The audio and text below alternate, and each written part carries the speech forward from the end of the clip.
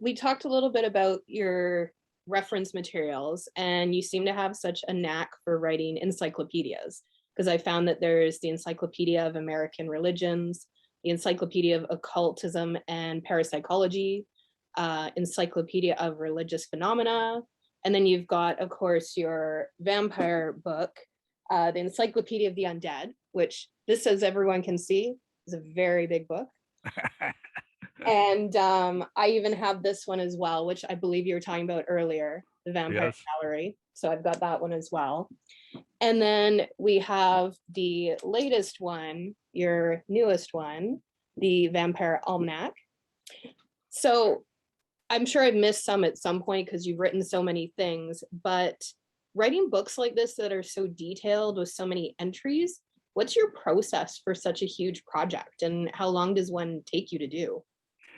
If you talk to a publisher about writing reference books, they'll tell you that half the work is building the table of contents. To write vampire books or to write any reference book, you've got to be able to step back and to look at the field broadly and Yeah. to say you're going to build an encyclopedia or you're going to build a biographical dictionary.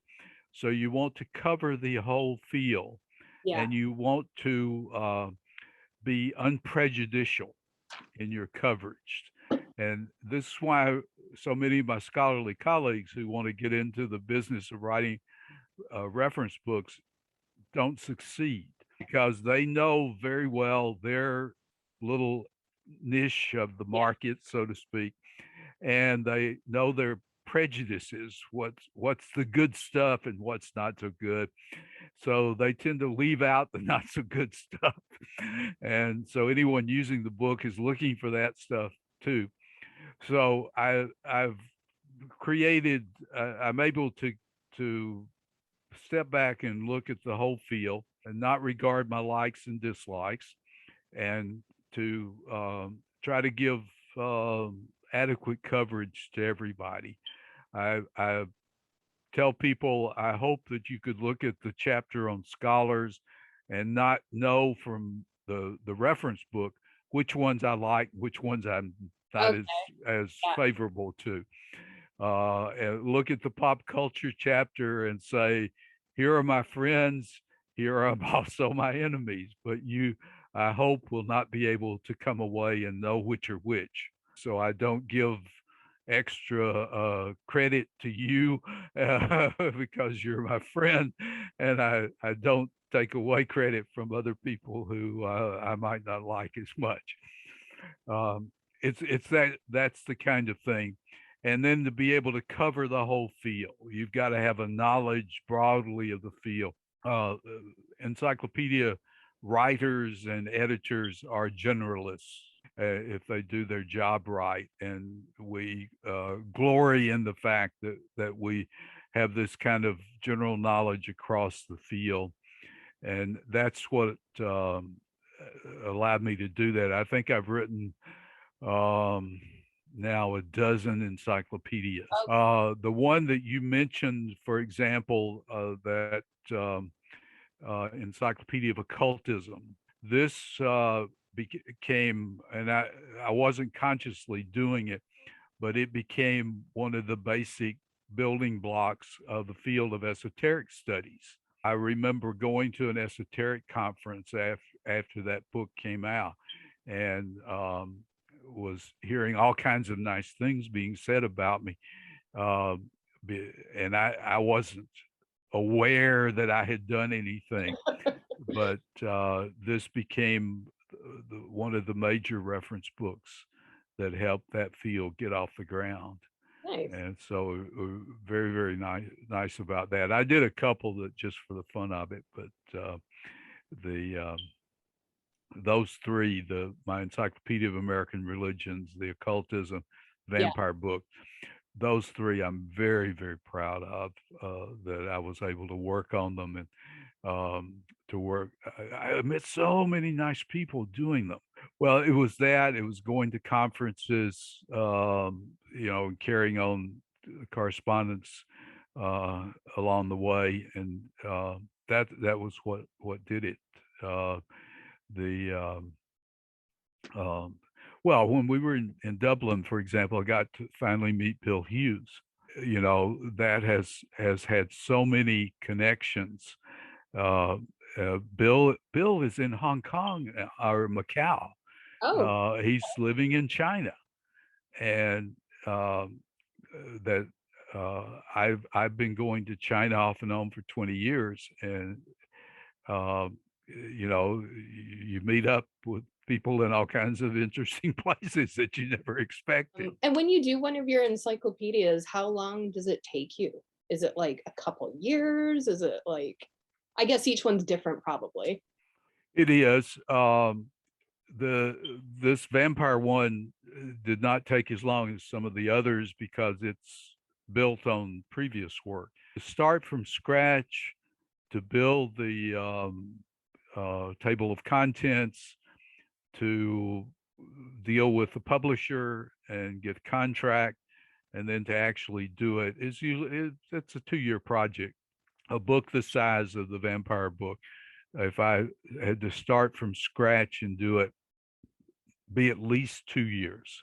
Wow. Okay. When we did the first one, we signed the contract in '92, and it came out in '94. So, yeah, it was 2 years in the making. Well, the thing about vampires, or not about reference books, is that they have to be authoritative. Hmm. You're not allowed to make mistakes. You can get crucified for too many typos, and this kind of thing. Uh, I'm very fortunate in that I work for the largest reference book company in the world, Yes. and I have good editors and backup people, and so I give my editors and my proofreaders and the backup people a lot of credit Yeah. for my success, because without them, I don't know what I would have done. I still don't type very well. I tell people I use the Columbus method, as I take my two little fingers and I Yeah. search around and then land on the key. You need to use that dictation that you can do now, where I don't know if you've ever tried it, where you I have. and then it types for you. It's interesting. Yeah, my friend Massimo in Trevina, uh, he was a wealthy lawyer when he first got started in writing his book, and he does much of his writing that way. But then he had a secretary to transcribe it before computers came along, and but, now we don't have secretaries. In regards to your Vampire Almanac, can you explain to us how it differs from the original, your vampire book, the Encyclopedia of the Undead? Certainly, the major difference is the organization of the entries. Okay. The vampire book is a straight A to Z uh, encyclopedia, Okay. and so everything is organized in an alphabetical order. In the Vampire Almanac, we decided to organize things according to uh, half dozen or a dozen topics. Hmm. So we start with history and folklore, then we move to scholarship, uh, and then we move to literature and movies and to pop culture. So we've got those kind of controlling things. So the we're able to group things together. For example, in the literature section, we have a section on Anne Rice. Hmm. So we're able to group all of the entries on Anne Rice and her writings together, and instead of having them scattered through the vampire book the way it was. Yeah. We have all the Buffy entries together and all the Twilight entries together. Each of these topics have a multiple set of entries. So you started with Anne Rice.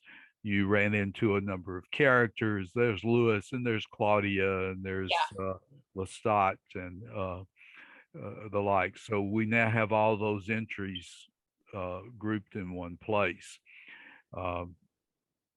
It works out very nicely because one of the nice things about it is we have a chapter that's all of the contemporary novelists, and they are together, so you can look at them all at once and see which one would I like to follow up on. It'd be easier to explore it. You can just open it up and it's like, oh, I haven't heard of this. Oh, I should give this one a try or look them up. Or do you in regards to the format change and everything, are you still liking your original better, or are you liking the almanac now?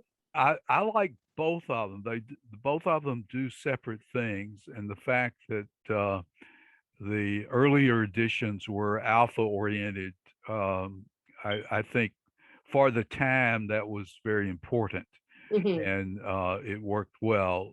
We're far enough along now to where this one serves a purpose, and particularly for people who are entering into things.